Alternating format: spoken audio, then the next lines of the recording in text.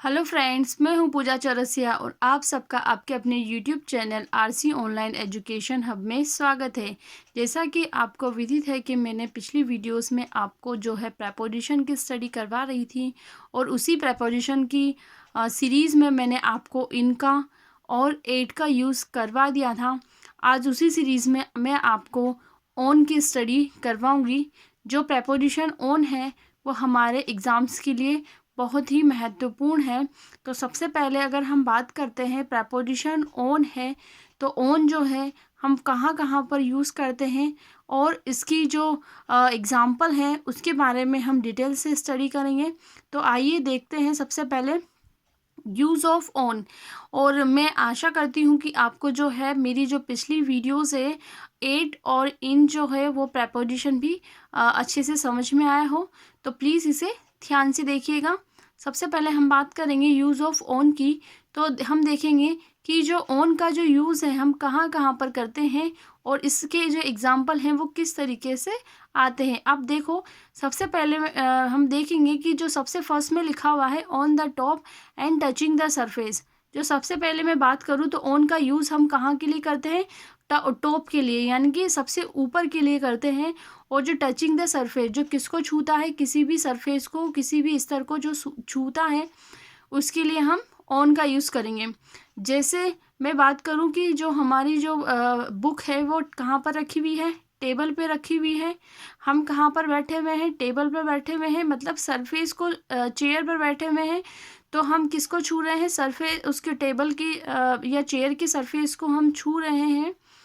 और जो बुक अगर कहाँ रखी है, अगर टेबल पर रखी हुई है तो बुक जो है वो बुक जो किसके सरफेस को छू रही है? टेबल के सरफेस को छू रही है।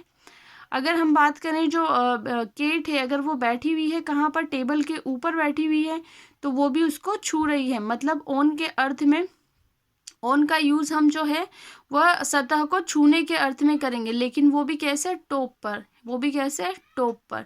जैसे हम बात करें जो पक्षी हैं वो कहाँ पर बैठे हुए हैं? ऑन द ट्री, यानी कि ट्री पर बैठे हुए हैं, लेकिन हम यहाँ पर ऑन का यूज़ नहीं करेंगे, हम उसके लिए इन का यूज़ करेंगे। हम बात करें कि ट्री जो वो बर्ड्स जो हैं, पक्षी है, वो कहाँ पर बैठे हुए हैं? पक्षी अगर बैठे हुए हैं पेड़ की शाखाओं में, है ना? पेड़ की शाखाओं में अगर पक्षी बैठे हुए हैं तो फिर हम वहाँ पर ऑन का यूज़ करेंगे, मतलब शाखाओं पर बैठे हुए हैं ना पक्षी, इसलिए। तो आइए सबसे पहले हम देखते हैं example. My books are lying on the table, मतलब मेरी जो बुक्स है, मेरी जो किताबें हैं वो कहाँ पर पड़ी हुई है? टेबल पर पड़ी हुई है। तो वो टेबल के सरफेस को छू रही है बुक्स, इसलिए हमने ऑन का यूज़ किया है। सेकंड देखते हैं, the car is on the road. जो कार है वो कहाँ पर है? रोड पर है। तो वो रोड जो है, मतलब कार है तो रोड के ऊपर ही ना, तो उसके सरफेस को वो छू रही है, इसलिए यहाँ पर भी हमने किसका यूज़ किया? ऑन का यूज़ कर लिया। ठीक है। सेकंड एग्जांपल देखो, position in time. Position in time before day, date and particular day. Position का मतलब वही स्थिति बताता है ना? समय की स्थिति। किससे पहले? दिन से पहले, डेट से पहले, या पर्टिकुलर या विशेष कोई दिन है उससे पहले भी हम ऑन का यूज़ करते हैं। जैसे देखिए example, he will return on Monday. वह कब लौटेगा भाई? मंडे को लौटेगा। तो यहाँ पर जो है ऑन का यूज़ हमने किसके लिए किया? डेट के लिए किया हमने, है ना? मंडे जो डे है उसके लिए हमने यहाँ पर ऑन का यूज़ किया है। और उसी में देखिए next example, she finished her home she finished her work on 15 अप्रैल 2016। मतलब उसने कंप्लीट किया था, उसने पूरा किया था अपना वर्क कब? 15 अप्रैल 2016 को। अब वर्क कोई सा भी हो सकता है, ठीक है? तो यहाँ पर डेट से पहले हमने क्या यूज़ किया? ऑन का यूज़ कर लिया। उसके बाद नेक्स्ट एग्जाम्पल देखिए, we worship the goddess Lakshmi on Diwali. अगर हम पर्टिकुलर कोई डे की बात करते हैं, है ना, या कोई ओकेज़न की बात करते हैं, है ना, तो उसके लिए भी, या कोई सेलिब्रेशन की बात करते हैं तो उसके लिए भी हम किसका यूज़ करते हैं? ऑन का यूज़ करते हैं। जैसे देखिए, we worship the goddess Lakshmi. हम किसकी पूजा करते हैं? गॉडेस लक्ष्मी की पूजा करते हैं। कब करते हैं? दिवाली पर।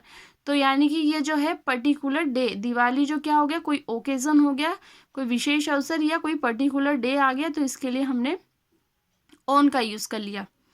ठीक है, आई बात यहाँ तक समझ में?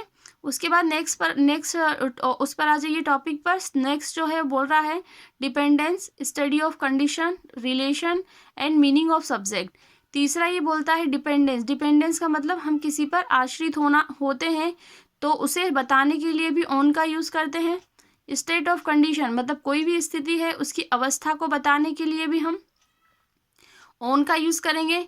रिलेशन संबंध बताने के लिए भी हम ऑन का यूज़ करेंगे। एंड मीनिंग ऑफ सब्जेक्ट कोई भी सब्जेक्ट है, कोई भी विषय है, उसका मीनिंग, उसका अर्थ बताने के लिए भी हम ऑन का यूज़ करेंगे। ठीक है। अब देखिए, एग्जाम्पल देखिए। We lives on food and water. हम रहते हैं या हम जीवित रहते हैं किस पर? फूड और वाटर पर, ये तो सबको पता है। उसके बाद देखिए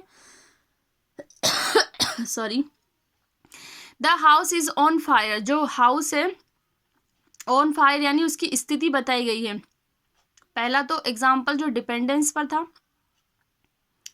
दूसरा एग्जाम्पल है उसकी स्थिति बताई गई है, house is on fire. House की जो स्थिति कैसी है, वो है ना, जल रहा है, तो उसकी कंडीशन बता दी। ठीक है। थर्ड एग्जाम्पल है this book is on mathematics. जो ये किताब है ये किसकी है? मैथमेटिक्स की है ना। तो ये तो क्या बता दिया, उसका सब्जेक्ट बता दिया। और फोर्थ एग्जाम्पल देखो, I bought a book on Bhagat Singh. मैंने एक किताब खरीदी जो किस पर लिखी हुई थी? भगत सिंह पर। मतलब जो फोर्थ एग्जाम्पल है उसमें क्या बता दिया, उसने रिलेशन बता दिया।